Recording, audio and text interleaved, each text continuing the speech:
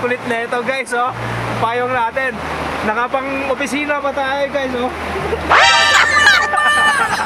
Ay, nako Lord.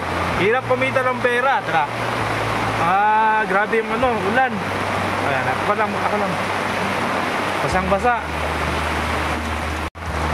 Oh, di ba? Grabe. May ganin na akong payong.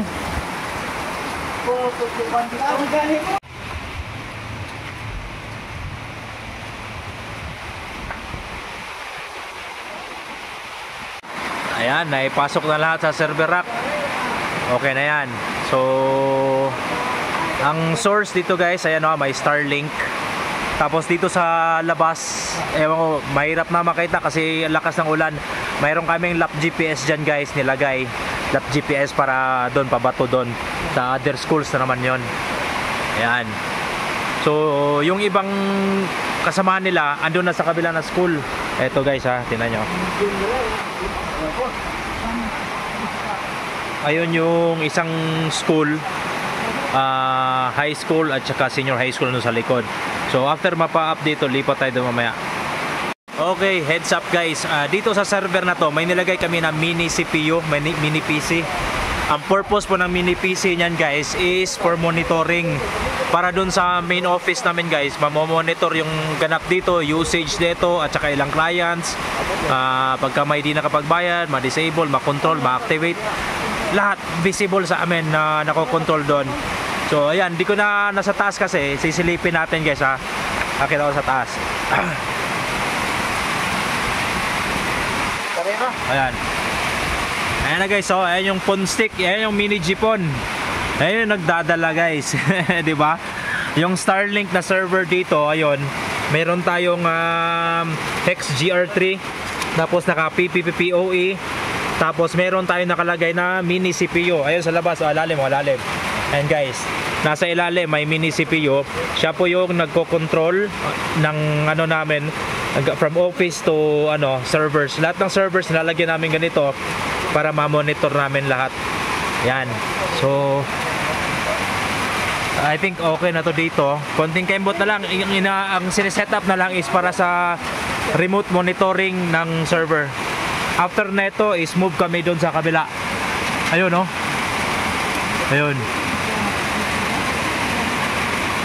Lakas ng ulan. So di makaakit ng poste guys. Negative. Ayan, tumila na ang ulan guys. Nadali na. Tapos na yung aming pag set up. Ayun yung ating server.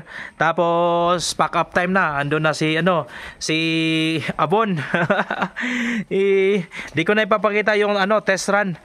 Kasi medyo talagang may hinabol kami na oras. Makikita ba dito sa Ayun. Check natin guys kung saan makikita yung ating Starlink. Ayun yung guys ayun yung ating Starlink sa itaas. Ayan. Makulimlim, maulan, 'di ba? Pero yung speed test niya pumapalo na 100, 200. So, panalo pa rin, goods pa rin. Ayan na. So, yung iba andun sa loob sa mess room, pinapakain sila ni ang galing ng mga dito, guys. Mga tao talagang maano sila. Paano ba 'yan sasabihin sa sa Bisaya? Mabiba, maalaga sila talaga, guys. So, eto na. Pa-exit na kami sa area kasi tapos na yung job scope dito. Dadaanan na lang natin yung yung kabilang school. Di ko napapasukin yung loob kasi na-config na nila doon, active na rin. So ay yung unit nila na dinala nila is L300. Ayun guys, meron dito guys, meron ding vendo dito, ayan sa kabila. Ayun, maraming vendo dito. Diyan din na tindahan. Andun sa may baba, mayroon din. Meron din dun sa may gym, may Starlink ata gamit diyan. So, galing. Daming kapatid dito, guys. Ayun may fiber siya diyan, guys, Ayan sa may puno, nyog. Papasok doon, naka-link. So, siguro isang supplier lang 'yan kasi dito, ayan, doon sa kabila naka-link siya doon. So kung andito ka sa ating group guys, kung yung nagsusupply dito, ayun din yung may P2P, nakikita doon may antena. Yan. So tuloy nyo lang, keep it up guys. Ayan guys ha. Exciting yung ano natin ngayon, araw ngayon kasi ang daming ganap natin. Bili muna tayo sa tindahan. Ayan.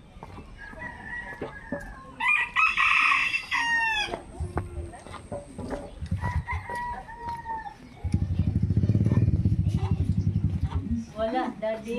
Ay, walay kuan. Okay, sige, sige.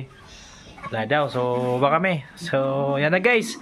So, puputulin ko na siguro yung vlog natin guys. Hanggang dito na lang. Thank you sa pagsubaybay sa ating medyo mabahabang video ngayon. Ang mahaba lang is yung travel siguro. Pero hindi ko na video lahat ng yung ganap nila. Pero job well done, tapos na. Nag thumbs up na si Ma'am Principal. Goods na. So, thank you guys for staying in tune sa ating channel. It has been your tech guide. My name is Chan, saying practice and make sure you do it yourself. Bye for now.